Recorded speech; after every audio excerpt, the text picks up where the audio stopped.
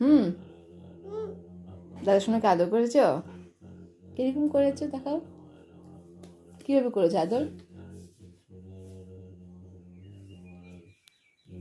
এই, উঠবে না তুমি এখন? কেন মা? ঠান্ডা লাগছে এই জন্য উঠবে না? উঠে পড়ো।